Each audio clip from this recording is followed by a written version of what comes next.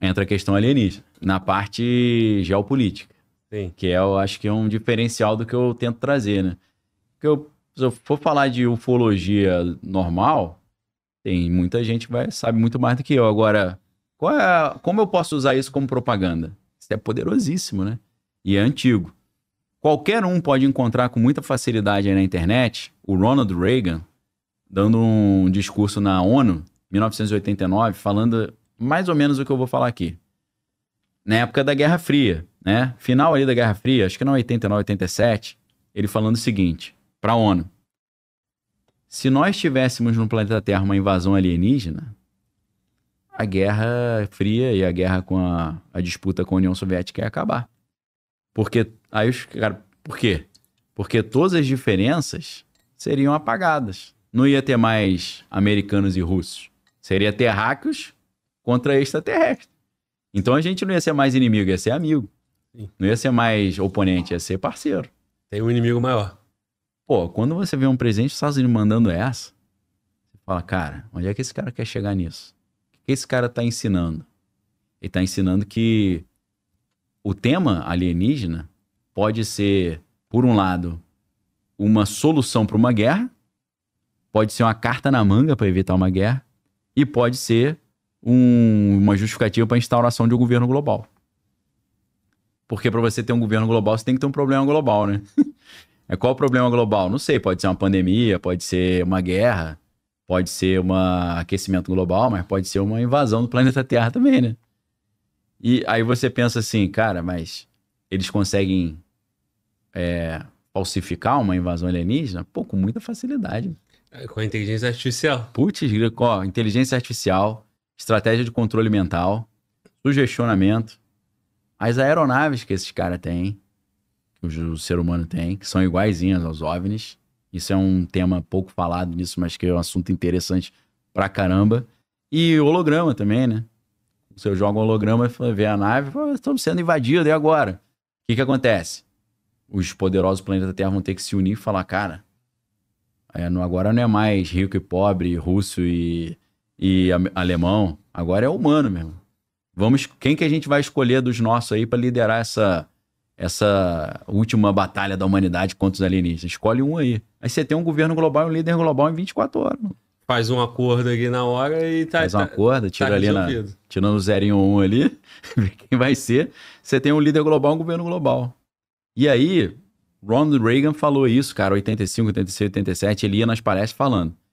Depois de muitos anos, o Bill Clinton, quando ele já não era mais presidente, ele foi no programa do Jimmy Kimmel, que é um dos maiores apresentadores americanos, e o Jimmy Kimmel falou assim, presidente, se eu fosse eleito presidente dos Estados Unidos, a primeira coisa que eu ia fazer, eu ia falar, me traga todos os documentos sobre alienígena. Você fez isso? Aí o Bill Clinton falou, fiz. Aí ele, e aí, o que você achou? Ele, nada. Me mandaram nada. Aí ele, poxa.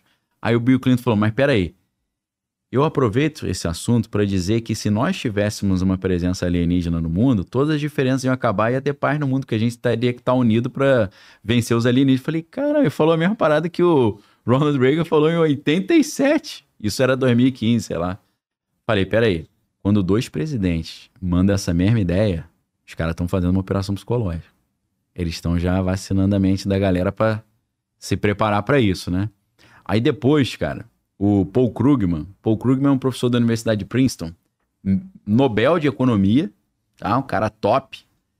E ele chegou na época da crise de 2008, lembra? Aquele negócio do setor imobiliário, quebrou tudo, né? O Lehman Brothers quebrou, aquele banco famoso.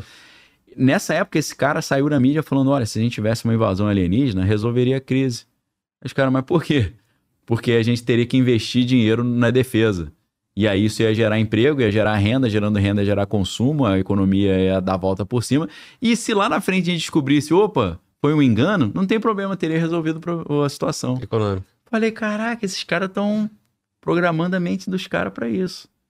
Então, o que eu percebi? Que a questão alienígena, ela está sendo programada para ser usada como um coringa para evitar uma terceira guerra mundial. Tipo, não vamos brigar não. Vamos lutar contra os verdadeiros inimigos. E também uma desculpa para instaurar um governo global. Para quem viu o filme A Chegada, é isso. Chega os alienígenas e todos os países poderosos do mundo se unem para poder decidir o que vai fazer. A chegada é um exemplo mais recente. Mais antigo, Independence Day, né? Independence Day é exatamente esse roteiro aí, né? Então, eu tô achando, e aí é achismo total, que esse ano de disputa pela Casa Branca, se realmente eles não conseguirem botar o Trump no chilindró e nem conseguirem torná-lo inelegível, eu acho que hoje vão tentar mandar o cara pra vala, ou vão tentar criar uma terceira guerra mundial, ou vão inventar uma invasão alienígena pra tentar melar o negócio. Mas tudo isso só pra impedir o Trump? Ou pra impedir ou pra dar moral pra ele, né? Às vezes impedindo eles vão, né? Chegar e criar uma invasão alienígena falsa pra suspender as eleições americanas.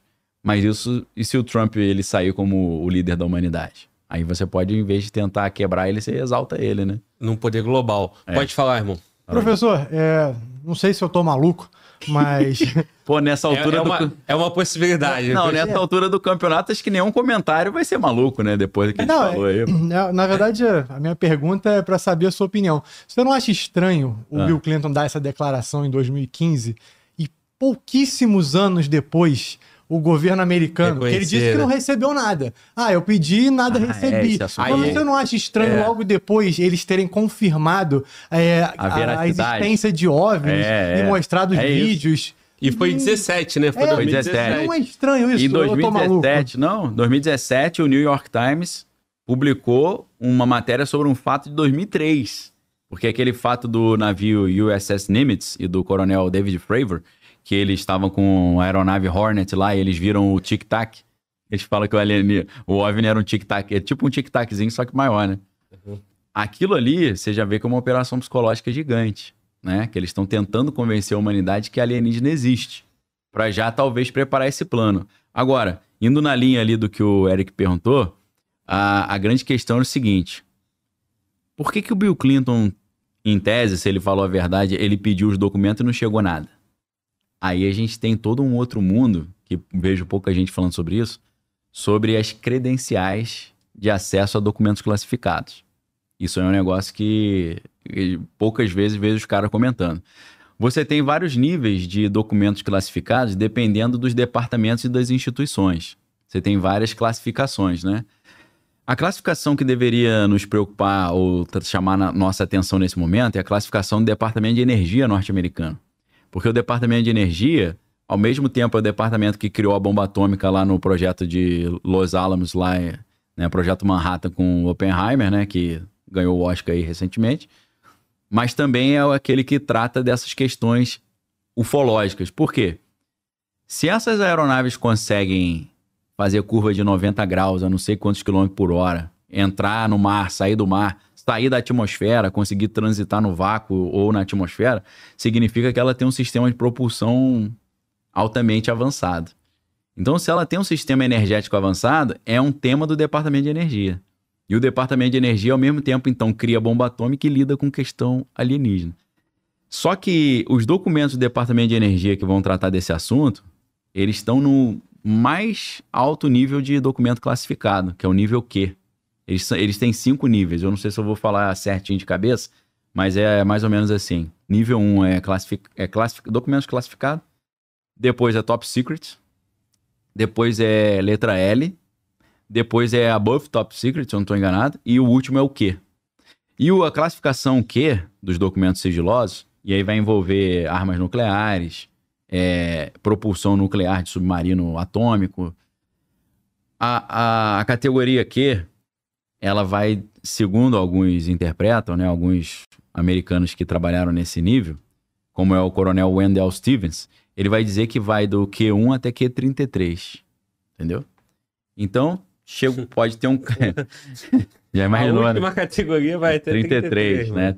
Parece maçonaria, né? Caralho. E aí você vê, pra quem assistiu o filme Oppenheimer, o filme Oppenheimer é um filme meio parado, assim, meio chato, mas pra mim passou em um segundo, porque eu fiquei tão vidrado naquela história, que eu acompanho, eu leio, estudo há muitos anos.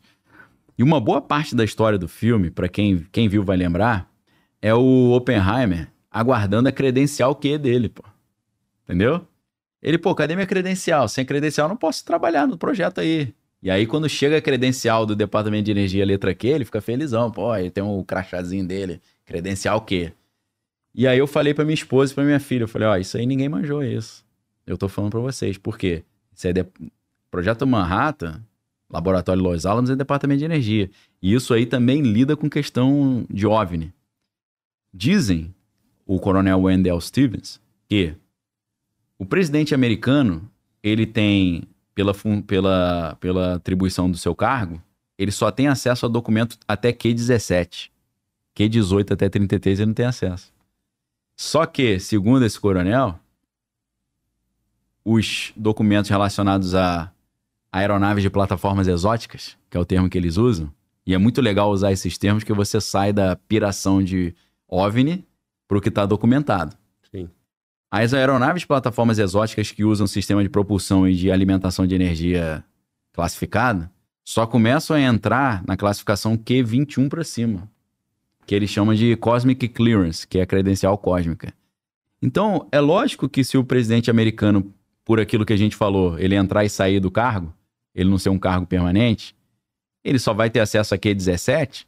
Se ele pedir documentos sobre alienígena, não vai vir nada, porque começa em Q21, pô. Sim. Entendeu? Então, realmente, ele não tem acesso. Agora, ele aproveitou que fizeram a pergunta para mandar aquela operação psicológica. Então, nesse momento, entra também aquela pergunta. Os Estados Unidos teriam capacidade de falsificar uma invasão alienígena? Teriam, por causa dessas aeronaves de plataformas exóticas.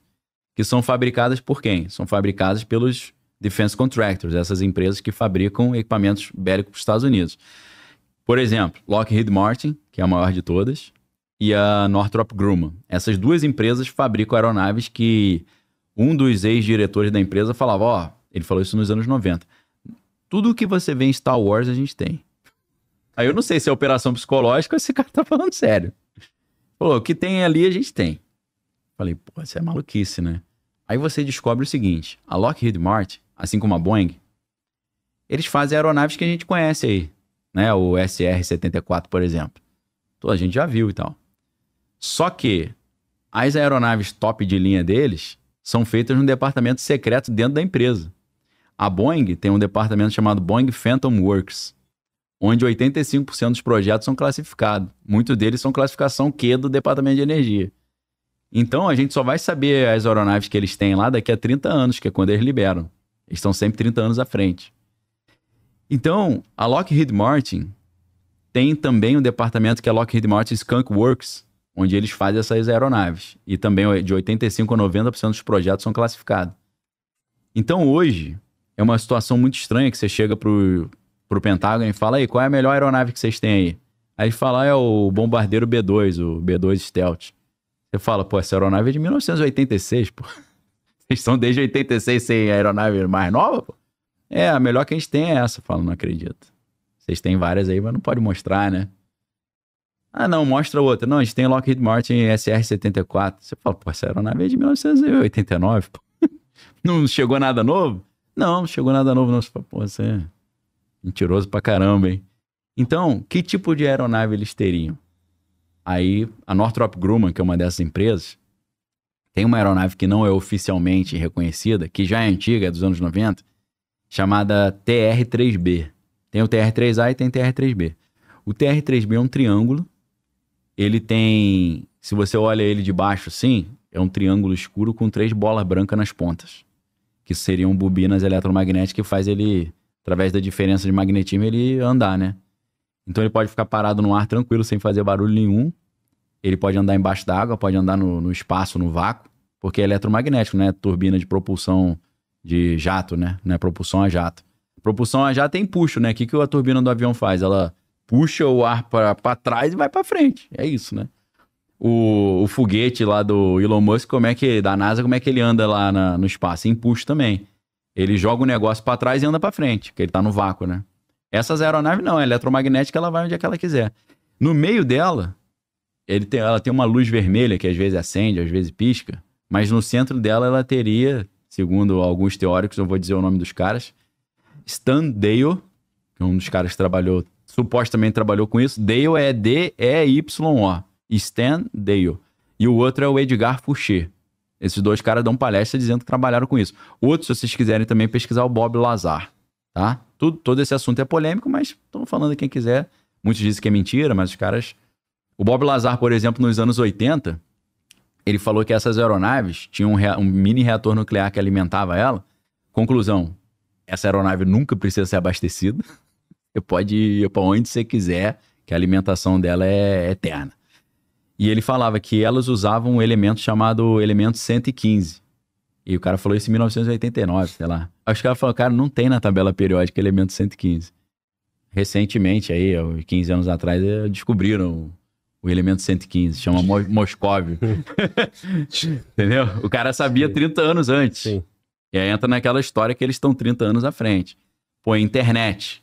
Internet era a ARPANET, né? O Pentágono tinha lá a divisão de armamentos avançados, ARPA. Aí eles criaram uma arma de guerra chamada ARPANET, que era a internet, para eles continuarem se comunicando se tivesse uma terceira guerra mundial. E aí, a internet que eles tinham em 1969 chegou pra gente só nos anos 90. Entendeu? Tudo fabricado primeiro no exército, porque eles têm um orçamento monstruoso, né? E as melhores mentes também estão ali. Então, o TR-3B é uma aeronave da empresa Northrop Grumman, que se você olha essa aeronave aí, você fala, cara, estamos sendo invadidos por alienígena. Mas é uma aeronave da empresa americana, pô. É um triângulo. Isso que eu ia falar, cara. Eu já vi uma imagem, né? Acho que foi até no episódio com o Júlio Rock. E aí, tipo assim, cara, dá a sensação que, cara, realmente, é um alienígena. Sim. Só que... Pode ser uma parada dessa. Trazendo elementos aí que... Eles chamam disso aeronave exótica.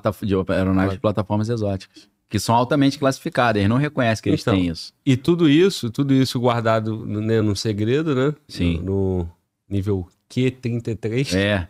Ou Q21 pra cima. Sim. 21 até 30, né? No máximo ali, só Deus sabe o que tem ali, né? Exatamente. E aí você utiliza isso pra simular um ataque... dá pra usar. Né? Isso. Alienígena.